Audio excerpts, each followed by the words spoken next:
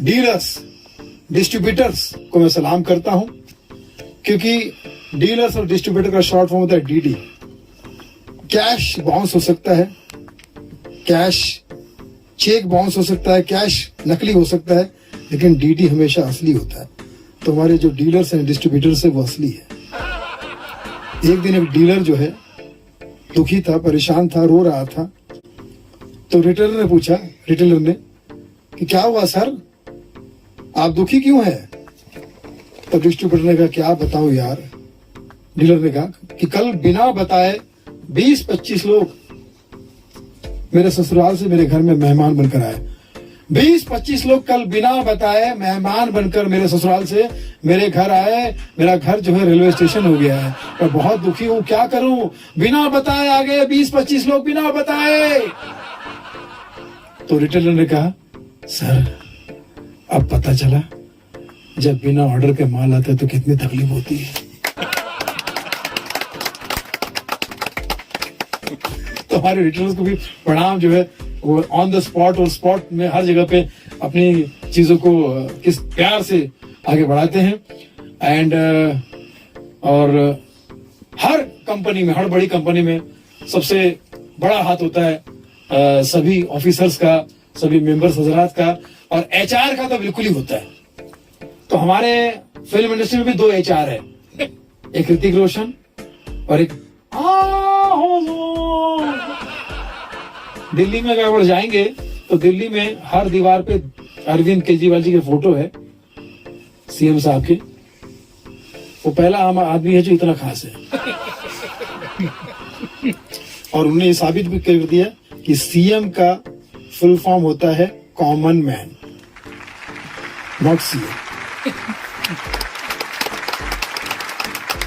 हर जगह उनके पोस्टर है दीवार पे, यहां वहां। तो इमेजिन उनके गाना गाया, दिल्ली की सारी दीवारों पे, दिल्ली की सारी दीवारों पे, नाम तेरा तेरा, पर्चा तेरा तेरा, चर्चा तेरा तेरा, खर्चा मेरा मेरा, खर्चा मेरा।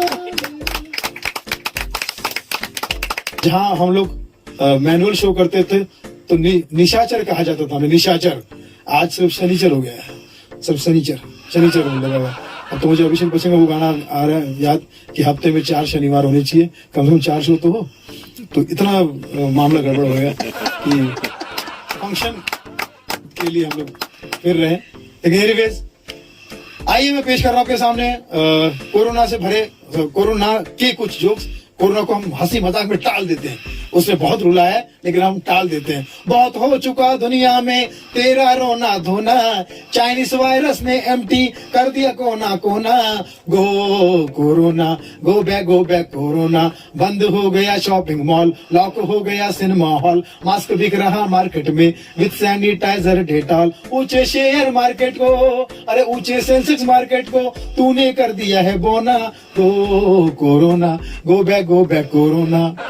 मैंने गुलशन जी से पूछा कि मास्क का फुल फॉर्म क्या है, MASK, मास्क का फुल फॉर्म क्या है? तो गुलशन ने बड़ा अच्छा जवाब दिया। उन्होंने कहा MASK, मास्क का फुल फॉर्म है मेरा आपका सुरक्षा कवच।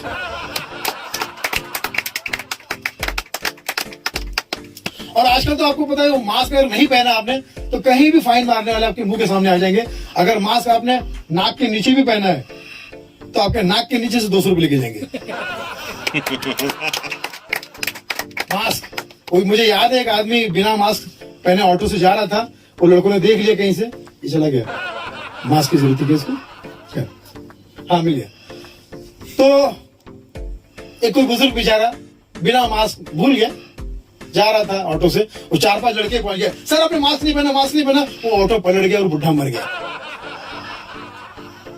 अब वो मास्क के लिए जो लड़के आए थे उनको सबने डांटना शुरू किया, यार बुजुर्ग आदमी था, उसने मास्क नहीं पहना तो क्या हुआ, तुमने उसकी जान ले ली? ये तो कहते नहीं कोई टेंशन नहीं सर, अभी बूढ़ा जिंदा हो जाएगा, अभी बुजुर्ग जिंदा हो जाएगा, ये साहब जिंदा हो जाएंगे फिर से। बोले कैसे? ये तो जिंदा हो गया। जिंदा हो गया। बोले कैसे? ऊपर बोर्ड लगा हुआ था, नो मास्क नो एंट्री। मतलब सब लोग घबराए हुए हैं। एक बेहतरीन महिला, शायद जेके सीमेंट की दीवानी थी, और लेकिन कहीं प्रोग्राम में फंक्शन में जा रही थी, शायद तुषार जी की दोस्त थी। मास्क पहनना भूल गई। मास्क पहनना भूल गई तो दिल्ली की एक दुकान में जाकर कहती है, मास्क की दुकान में जाकर कहती है, भाई साहब मास्क है क्या आपके पास? बोले है। कौन सा मास्क चाहिए आपको? मेरे कपड़ों से मैचिंग कोई मास्क दिखाइए, मेरे कपड़ों से मैचिंग कोई मास्क दिखाइए। दुकानदार ने कहा ले लो बहन जी, आपके कपड़ों से मैच, बिल्कुल जबरदस्त मास्क है, आपके कपड़ों से बिल्कुल मैच करता है। अच्छा थैंक यू, लेकिन अगर इसे लगाने के बाद भी अगर मुझे कोरोना हो गया तो नो प्रॉब्लम बहन जी, हमारे पास आपके कपड़ों से मैच कफन भी है। तो दुकानदार क्या जवाब देते, क्या करते, कोई भरोसा नहीं। तो अब जब नया कोरोना आया था तो इसका जो इलाज था वो 4 मेरे महान हस्तियों के पास जांच मिल चुका था। उन्होंने मुझे बताया भी, मैं समझ नहीं पाया, इसलिए मैं किसी को समझा नहीं पाया। सबसे पहले इलाज आता जावेद साहब के पास, उन्होंने दिया था जवाब। देखिए जहाँ तक मेरी मालूमात है, कोरोना इसका इलाज सुबह उठते एक पतीला लीजिए, उसमें घमेला लीजिए, पानी आइए और पी जाइए। कैसा लगा जावेद का आयुर्वेद? समझ में नहीं आया। इसके अलावा किसी के पास है तो फिर उन्होंने एक रेफरेंस दिया, बोले मुलायम जी के पास जाएगी। तो मुलायम जी के पास गया, मुलायम श्रीवास्तव, आपको गलत मत समझिएगा, ठीक है?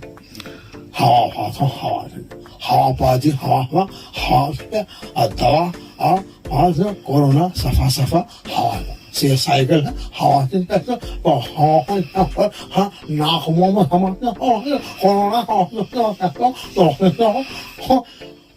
दोस्त शिशुपाल, समझे सुनील पाल? शिशुपाल सीधा नहीं समझ में आया, शिवपाल। फिर मैं गया, फिर इन्होंने मुझे तरीका बताया, बोले यार इनके पास है तो वो महाबली खरीदे।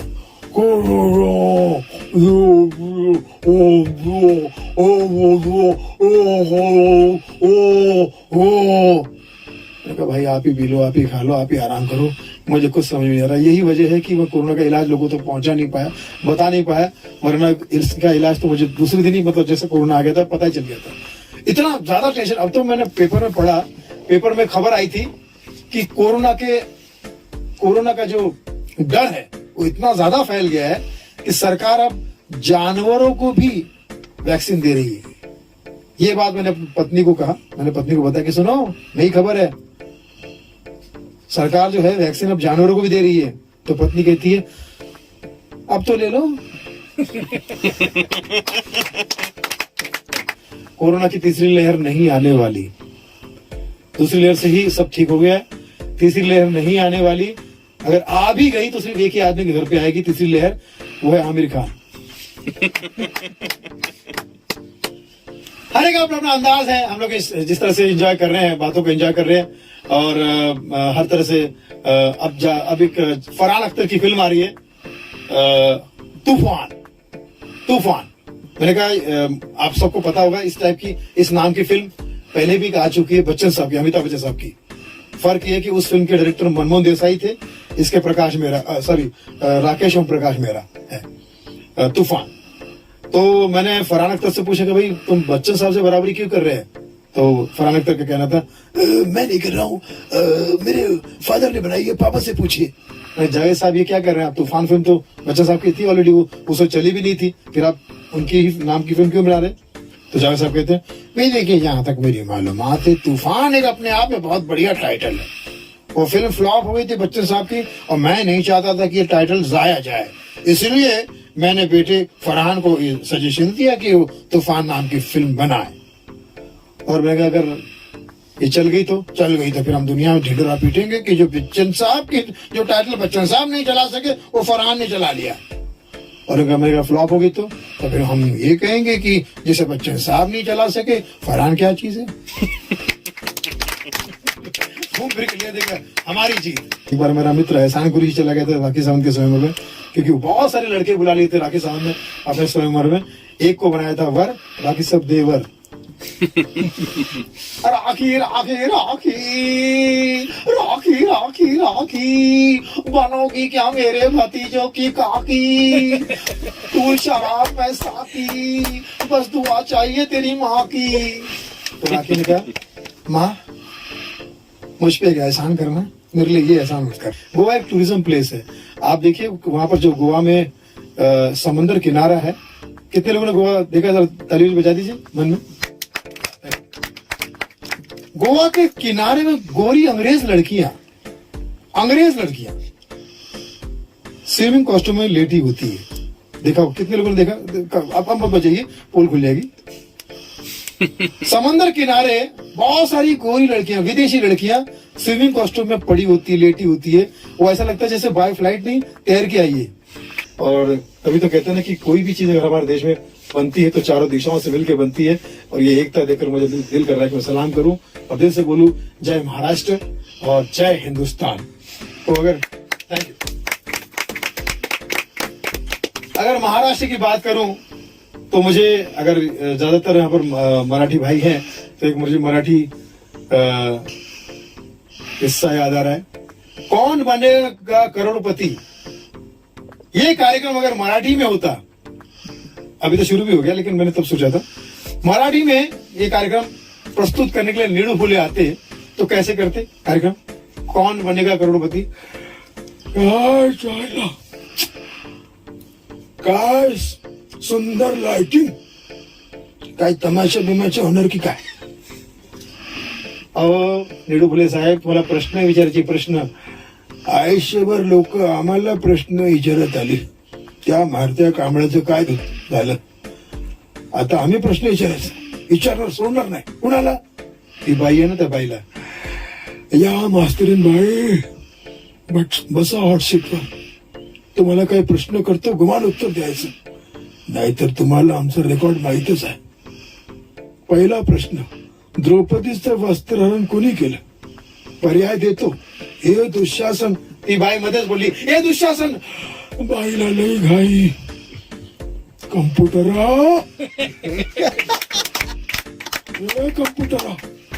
बाईच्या उत्तराला कुलूप लाव, येडा की घोडा बिघडला म्हणतो। ती बाई म्हणाली, मग माझ्या उत्तराचं काय होणार? संध्याकाळी वाड्यावर या, तिथला कम्प्युटर चालू है। तो ये हमारे महाराष्ट्र की एक से बढ़कर की बातें हमको अच्छी लगती है। आइए मैं कुछ फेवरेट आपके पसंदीदा जोक्स की तरफ जाता हूँ, आपको पसंद आएगा। जैसे मिसाल के तौर पे हमारे रतन नूरा साहब हैं, वो अगर आज यहाँ पर होते तो कहते हैं, सारे भक्तजनों भावनाओं को समझो, आई लव यू ऑल। सालों के बाद आया हूँ लॉकडाउन की वजह से, सालों के बाद आया हूँ, कैसे हो सालों के बाद आया हूँ भक्तजनों। मुझ में और सलमान में ज्यादा फर्क नहीं है, बस वो वांटेड है और हम अनवांटेड। हमको कितना भी मजबूर करो, हम इंडिया में वैक्सीन नहीं लेंगे, हम इंडिया में वैक्सीन नहीं लेंगे, हम लेंगे अमेरिका में, क्योंकि वहां एक वैक्सीन के साथ एक बियर फ्री है। हम तो दिन में 20-25 वैक्सीन ऐसे ही ले लेंगे। बोले पहला आदमी जो कोरोना से नहीं वैक्सीन से मरेगा। हर एक अपना अपना अंदाज है। जैसे मिसाल के तौर पे मैं यही कह रहा था कि हमारे जो बड़े बड़े नेता मिनिस्टर है, वो अगर आज के शुभ अवसर पर आपको शुभकामना देने आते तो कैसे देते। मिसाल के तौर पर हमारे प्रधानमंत्री साहब जब भी वो बात करते लगता है हवाई जहाज में ही बैठे, चल रहा है हवाई जहाज, उड़ रहा है, वो कहीं जा रहे हैं, ऐसा उनकी बातों से लगता है। मित्र, आज मैं दिल से बधाई देने आने वाला था, परंतु पैंडेमिक की वजह से नहीं आ सका। नो प्रॉब्लम, मेरे मन में जो है हाल आपको सुनाएगा सुनील पाल। मित्रों मत रो, अगले वर्ष आऊंगा, ये मेरा वादा है, ये जुमला नहीं है, वादा है। अगली बार मेरी तरफ से आपको पार्टी दूंगा, और पार्टी दूंगा, थ्रो नहीं करूंगा, वरना लोग कहेंगे फेंकता है। मित्रों अगली बार आपको मेरी तरफ से पार्टी दूंगा, और उस पार्टी का नाम होगा भारतीय जनता पार्टी। आगे शुभकामना देने के लिए मेरा छोटा भाई और आपका मोटा भाई तैयार है। भारतीय जनता पार्टी ने आप सबके लिए कुछ न कुछ आयोजन किया हुआ है, और मैं गृह मंत्री हूँ, मैं होम मिनिस्टर हूँ। इस तरह से आप लोग भी शहंशाह है, बादशाह है, मैं तो कहता हूँ अमित शाह है। और आपको जो भी दुश्मनी करेगा, आपके साथ में जो भी अपोजिशन पार्टी रहेगी, उसके साथ में हम धारा लगा देंगे, कोई ना कोई धारा लगा ही देंगे। ठीक है, एक धारा आपके साथ लगाऊंगा, धारा धारा शुद्ध धारा। जी हमारे हर एक विषय में हम बातचीत करते हैं। जैसे बॉलीवुड है वो आप बहुत पसंद करते हैं, मुझे पता है, और बॉलीवुड के कुछ कलाकारों की आवाजें पेश करने की कोशिश करता हूँ, क्योंकि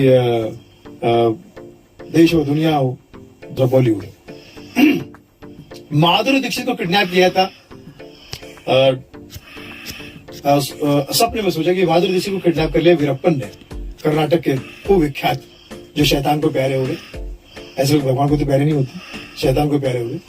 अब उनको छुड़ाने के लिए पहुंच गए बॉलीवुड के सारे कलाकार, सब लाइन से खड़े हैं। सबसे पहले लोग बड़े जोश में जाते हैं, अपना मराठी भाऊ नाना पाटेकर, इधर वीरप्पन इधर नाना पाटेकर, दोनों आमने सामने, दोनों एड़े आमने सामने। अब देखो कौन किस पे सटकता है। अच्छा है, बहुत अच्छा है। एक लड़की को जंगल में उठा कर लाया है, बहुत अच्छा है। वीरप्पन ने बंदूक उठाई, बंदूक नीचे कर, अगर असली बाप की औलाद है तो बंदूक नीचे कर। तो वीरप्पन ने कहा क्या करेगा तू, एक बार बंदूक नीचे कर, ऐसा भागूंगा, ऐसा भागूंगा, ऐसा भागूंगा, तेरे बाप को भी नहीं मिलूंगा। और भाग के गए क्या उस लड़की के बाद जिसने गाना गाया उलाला उलाला, उसको कह रहे इधर कहाँ छूना है तुझे, क्यों, अरे तू ही तो कह रही है छूना ना छूना ना छूना ना छूना ना, तो नाना छूने आ गया। नाना छूने आ गया, साथ में लाला को भी लाया, उलाला उलाला, उसको भी बुलाला। थैंक यू, बहुत शुक्रिया। जो मेरे प्रोग्राम में बजाएगा तालियां, उसके सपने में आएगी आलिया, और जो नहीं बजाएगा तालियां, उसके सपने में आएगा मालिया, और जो कुछ भी बचा वो भी लेके जाएगा। तो मैं तो चाहूंगा कि आपके सपने में आलिया ही आए। कितने खुश हो रहे, देखिए सब अपने आप को रणबीर कपूर समझ रहे हैं, जबकि आप सब लोग रणबीर कपूर से ज्यादा हैंडसम है। आपके सपने में तो सोनी राजदान आएगी या महेश भट्ट तो पक्का ही आ जाएंगे। आपको पता है संजय लीला भंसाली ने एक फिल्म बनाई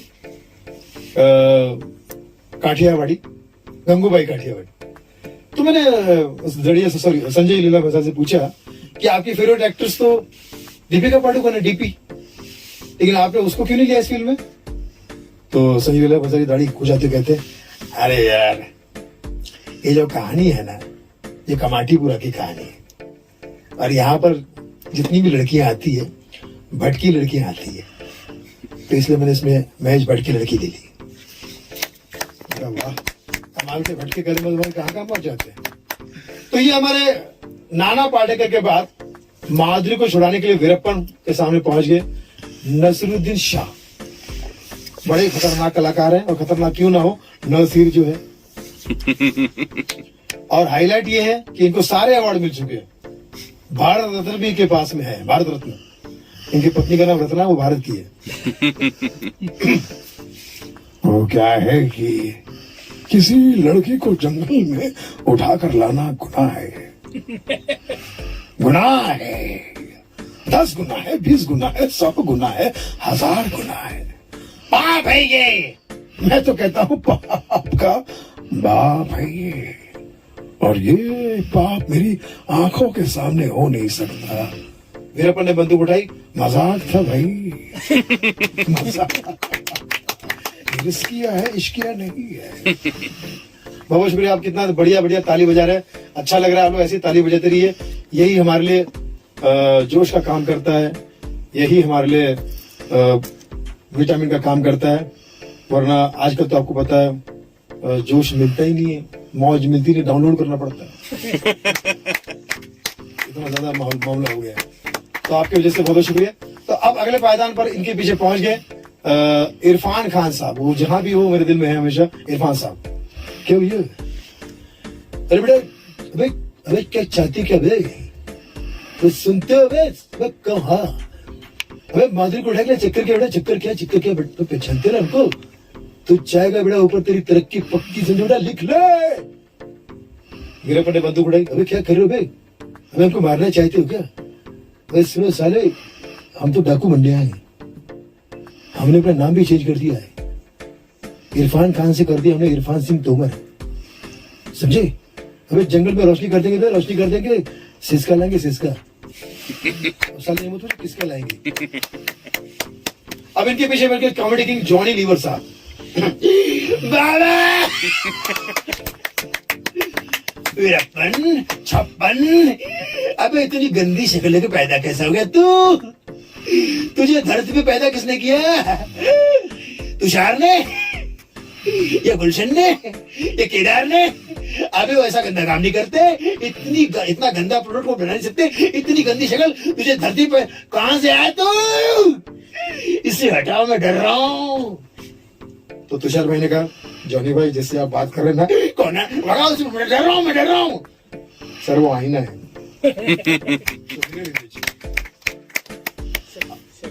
शक्ति कपूर, अब शक्ति कपूर आओ ढक्कन के हैया हचका हचका, आओ आओ आओ, ललिता को तो मैं छोड़ के आ गया हूँ, माधुरी को छोड़ दे, अबे ढक्कन के आओ आओ। वीरप्पन ने बंदूक उठाई, जाऊं मैं जाऊं, भागे। अब इनके पीछे पहुंच गए नवाजुद्दीन सिद्दीकी। अब वीरप्पन को चैलेंज कर रहे, कह रहे बहुत जोर है तोरा में और ताकत है तोरा में, माँ का बाप का भाई का सबका कसम खा के नवाजुद्दीन माधुरी को छुड़ाएगा आज के दिन। माधुरी हम तो से इतना प्यार करते हैं, कितना प्यार करता है, इतना प्यार करते हैं, सीना चढ़ के देखा कितना प्यार करते हैं। मैं 15 मिनट तक समझा सकता हूँ, 15 मिनट के बाद ठोक दूंगा। वीरप्पन ने बंदूक उठाई।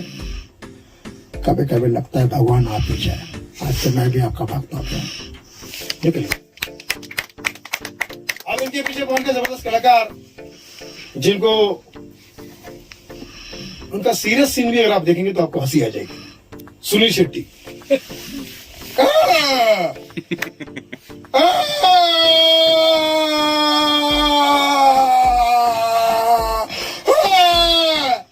तो मेरे पर बोला है, ये ट्रक के नीचे कौन है रे? कौन है ट्रक नीचे? बहादुर को छोड़ दे। ये क्या बड़ा पापा बोल रहे क्या? माधुरी को छोड़ दे, अगर तूने माधुरी को नहीं छोड़ा तो मैं तेरी बंदूक देखी पूजा करूंगा। अब इनके पीछे पहुंच गया पद्मश्री सैफ अली खान साहब। हाँ पद्मश्री है, पता नहीं क्यों। इन्होंने भी साबित कर दिया क्रिकेटर की संतान है, अपने खुद के जीवन में 2020 का मैच किया है। एक 20 साल बड़ी थी और दूसरी 20 साल छोटी है, फिर भी इनको पद्मश्री मिला है।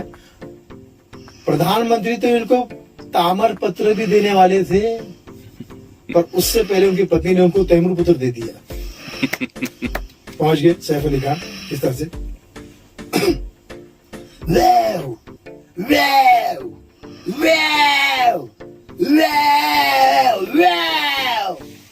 तो वीरप्पन बोला क्या उल्टी करेगा अभी? बंदूक देखी, भाग गया। ऐसा भागा कि एजेंट विनोद को ढूंढ नहीं पा रहा, एजेंट विनोद ढूंढ नहीं पा रहा। अब इनके पीछे पहुंच गए ताकतवर कलाकार धर्मेंद्र साहब। वीरप्पन डाकू की औलाद, डाकू की औलाद, वीरप्पन मैं तेरा छोटे छोटे टुकड़े करके तो खिला दूंगा, अगर कस्टमर ने खाए तो मैं खुद खा लूंगा, मैं तो खून पी जाऊंगा। वीरप्पन ने बंदूक उठाई, लेकिन आज मेरा उपवास है, आज मैं कुछ खाऊंगा नहीं, सिर्फ पीऊंगा पानी। अब इनके पीछे बोलकर डीआईडी के ग्रैंड मास्टर मिठुन दा।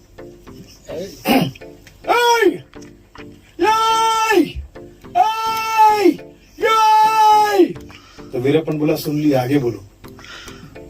वीरप्पन अगर तूने माधुरी को नहीं छोड़ा तो मेरी आने वाली फिल्म जो कि बहुत बड़ी फ्लॉप है वो मैं तेरे ऊपर छोड़ूंगा।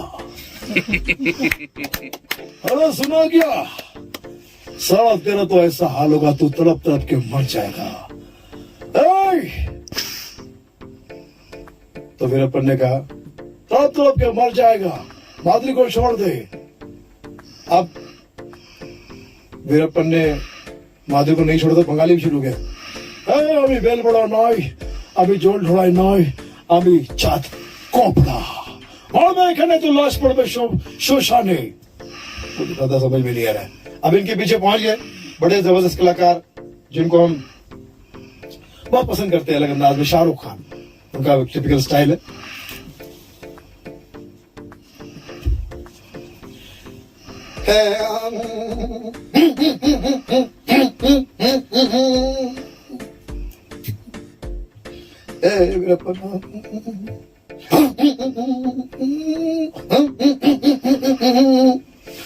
देखो कितनी बार बोला रे साला कि जंगल का वो बाजू तेरा, ये बाजू को पक्का तू तो खल्लास। खल्लास खल्लास खल्लास वीरप्पन, खल्लास। वीरप्पन ने बंदूक उठाई। शाहरुख खान, वीरप्पन जी, वीरप्पन जी, मैं ओम शांति ओम। हार के जीतने वाले को बात जिक्र कहते हैं, और जो बार बार हारे उसे कोलकाता नाइट राइडर्स कहते हैं। अब इनके पीछे पहुंच गया अन्ना हजारे जी। अन्ना जी अपने राड़ेगांव, कोई नेताओं से राड़ा लेता नहीं, वो राड़ेगांव से आ जाते हैं, वो अनशन पे कहीं भी बैठ जाएंगे और सच्चाई की पोल खोल करके हमारे ऐसे अन्ना जी को प्रणाम है। ज्येष्ठ समाजसेवी अन्ना जी।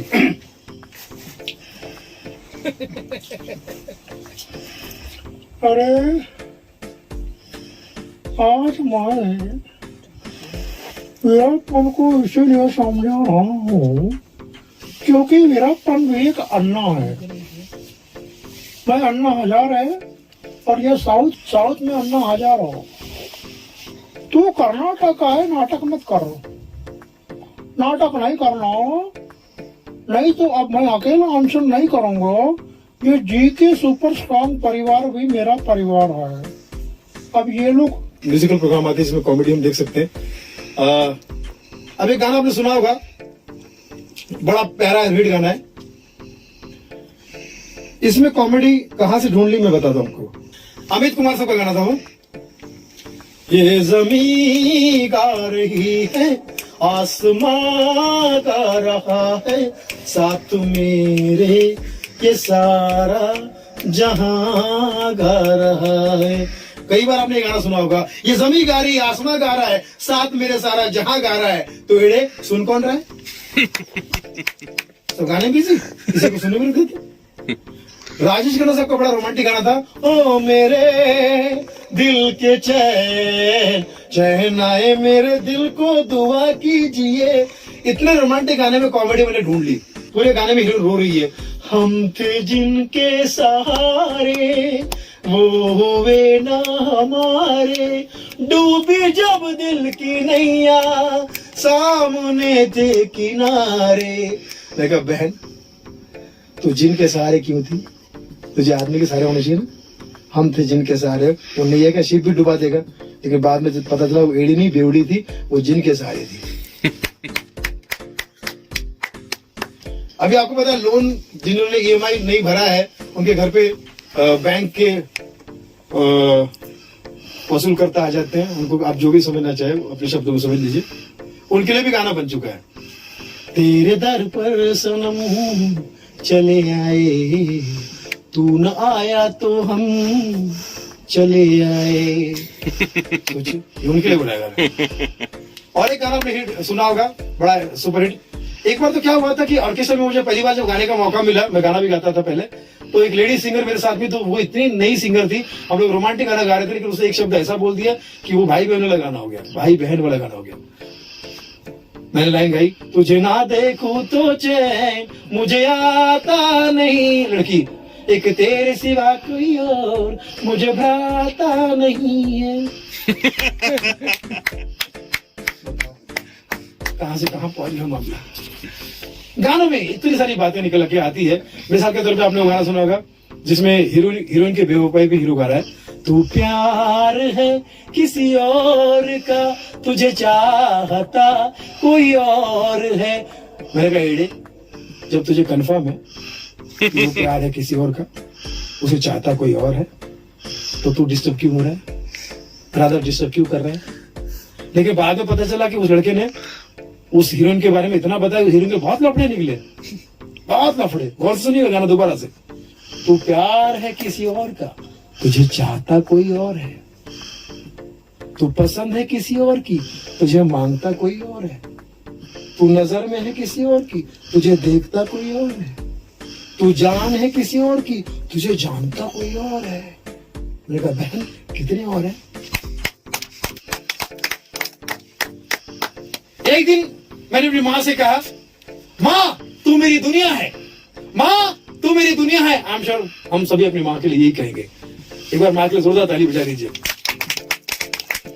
कि माँ तू मेरी दुनिया है। तो माँ कह रही अच्छा, अगर मैं तेरी दुनिया हूँ तो परसों उससे क्या कह रहा था, मैं दुनिया भुला दूंगा तेरी चाहत में। मेरी माँ सोचती है। एक दिन मेरी पत्नी ने मेरे पास में आके गाना गाया, तू जहाँ जहाँ चलेगा मेरा साया साथ होगा। बीवी पास में आके, माँ पास में आके बोलती है, मैं ना कहती थी ये चुड़ैल है। क्या कहा उसने, इसका साया साथ रहेगा। चुड़ैल ही है, साया ही है वो। मेरे घर में रहा है। एक सुनो करे तो गानों से कभी कभी, अभी जैसे कोरोना के गाने हैं, सुरेश वाडकर जी का एक फैन है, उसने कोरोना के गाने ऐसे जोड़ दिए, कहानी बना दी उसकी। जरा इसको गौर से सुनिएगा, बिल्कुल नया आइटम आपके लिए पेश कर रहा हूँ। सुरेश वाडकर जी का फैन है और कोरोना के गाने के बारे में किस तरह से कि कोरोना जब नया आया, चाइना से यहाँ आया, तो क्या गाना गाया उसने कोरोना ने यहाँ आते ही, मुझको देखोगे जहां तक, मुझको पाओगे वहां तक, रास्तों से कारवां तक, इस जमीन से आसमां तक, मैं ही मैं हूँ, दूसरा कोई नहीं। कोरोना ने ये गाना गाया। तो फिर मैंने उसको पूछा, सुरेश वाडकर जी के फैन से, कि कोरोना जब होता है तो उसके लक्षण क्या होते हैं। तो कहता है, सीने में जलन, आंखों में तूफान सा होता है, सर्दी खांसी भी कोरोना की पहचान होता है। मैंने कहा अच्छा, तो जब इसको किसी को कोरोना हो जाता तो वो क्या फील करता है। कुछ नहीं है भाता, जब रोग ये लग जाता, मैं हूँ कोरोना रोगी, मेरी दवा तो कराओ, जाओ कोई वैक्सीन ले आओ, जाओ। कुछ समझा कुछ समझ ना पाया, जो तन लागे सो तन जागे, कैसी है कोरोना की माया। और जब मैंने कहा वो भेड़ पकड़ लेता है कोरोना की वजह से, फिर क्या कहता है, ऐ जिंदगी गले लगा ले, हमने भी तेरे हर एक गम को गले से लगाया है ना सदमा। मैंने कहा गलती से गुजर जाए तो ऊपर जाके कौन सा गाता है, छोड़ाए हम वो गलियां जहां कोरोना को सब दे गालियां। और मैं फिर उनके घर वाले क्या कहते हैं, जब वो गुजर जाए तो घर वाले क्या कहते हैं, दुर्भाग्य से घर वाले क्या कहेंगे, लगी आज सावन की फिर वो झड़ी है, कोई आग सीने में फिर जल पड़ी है। मैं कहता हूँ कि आपदा में भी अवसर वाला आइटम था ये। दुर्भाग्यवश ऐसा किसी के साथ ना हो, कभी ऐसा होता है तो हम लोग कॉमेडी ढूंढ लेते हैं, क्योंकि हमारा और डॉक्टरों का काम एक ही है, laughter is the best medicine. हम लोग कोशिश करते हैं कि उसको अच्छे से अच्छा पेश करके परिस्थिति को भी थोड़ा सा हंसाया जाए। तो किसी को अगर बुरा लग जाए तो मैं ऐसे उठपटांग बात करते ही रहता हूँ, प्लीज मुझे उठ पे मत टांग देना, ठीक है।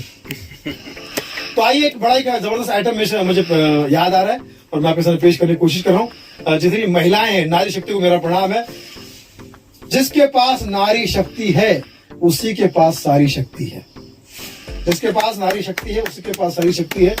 अमिताभ बच्चन साहब स्टेज पे गाना गा रहे थे मेरे अंगने में तुम्हारा क्या काम है, जो है नाम वाला वही तो बदनाम है। अब इस गाने में आपने देखा होगा सब औरतों की तारीफ की गई, शादीशुदा औरतों की तारीफ की गई।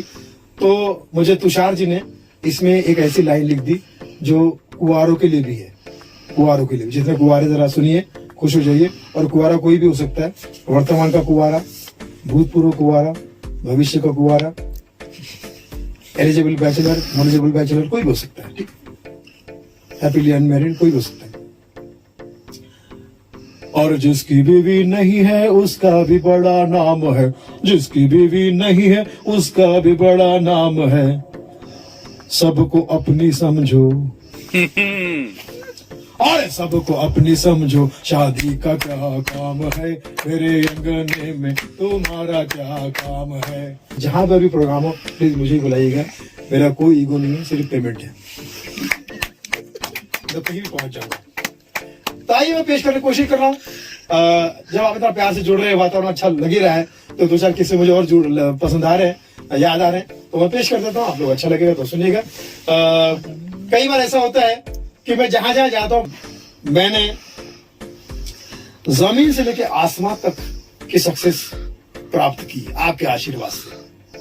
जमीन से लेके आसमान तक की सक्सेस प्राप्त की है। पहले मैं रेलवे क्वार्टर में रहता था, अब मैं एयरपोर्ट के बाजू में रहता हूं।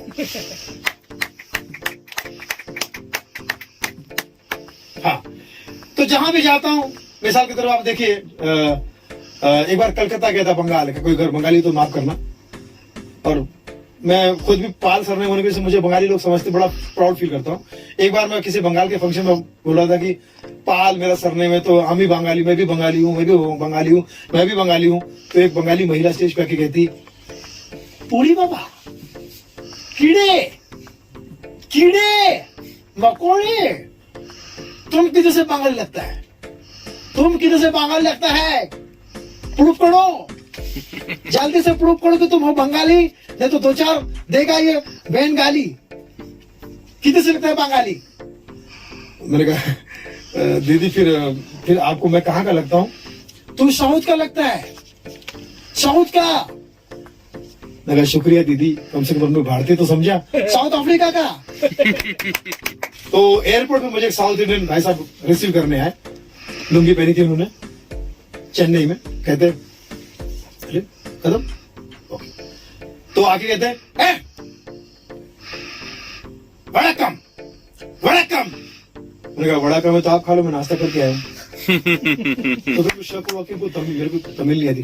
तमिल तेरे माँ, तमिल तेरे माँ। मैंने कहा तमिल तेरी माँ, हिंदी मेरी माँ। शॉर्ट में खत्म करता है। लास्ट आइटम मुझे याद आ रहा है, south Indian idol.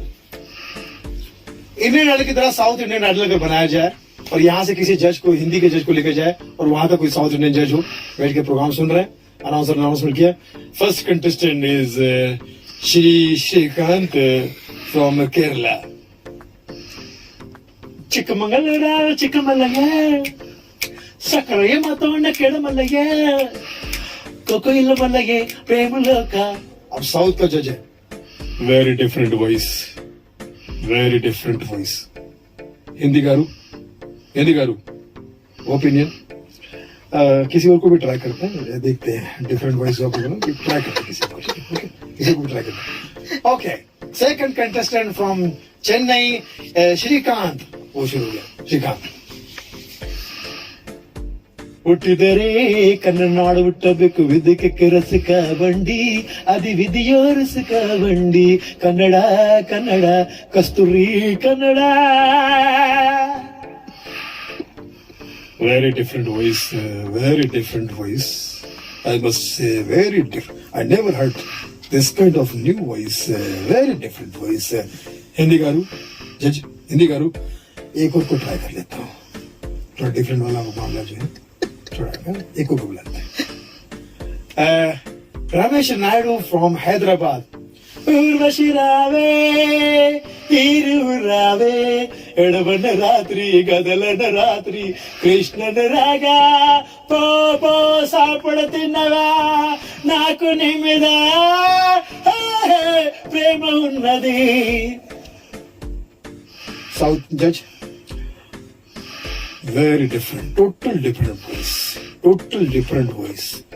Hindi garu, अब हिंदी वाले का दिमाग खराब हो गया। उसने कहा भाई साहब मुझे पेमेंट मत दो, अपमानित करो मुझे चलेगा, लेकिन जरा प्लीज मुझे समझाएंगे इन तीनों की वॉइस में डिफरेंट क्या था।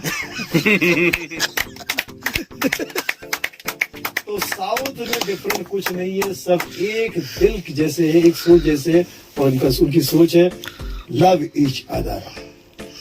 ये मैं ही कह रहा हूँ, किसी साउथ की रिस्पॉन्सिबिलिटी नहीं है, वरना मन बड़ा कहे कल्लू और फंसे मल्लू, ऐसा नहीं होना चाहिए। ठीक है, so all the best, love you all, take care. आपने मुझे बहुत प्यार से सुना, बहुत दिल से सुना, मैं आपका शुक्रगुजार हूँ, और कोशिश करूंगा, उम्मीद करूंगा कि फिर एक बार ऐसा ही किसी मुबारक मौके पे मिलने का सौभाग्य प्राप्त हो। आप लोग सब बड़े प्यारे लोग हो, अच्छे लोग हो, तो आप सबके लिए दिल से दुआ करूंगा कि आप सब जियो हजारों साल, रहो हमेशा खुशहाल, कोरोना 1 और कोरोना 2 से रखना खुद को संभाल, क्योंकि आप हो इस देश के लाल, दुआओं से रहो माला माल, यही तहे दिल से दुआ दे रहा है रतन नूरा और Sunil Pal. Love you all.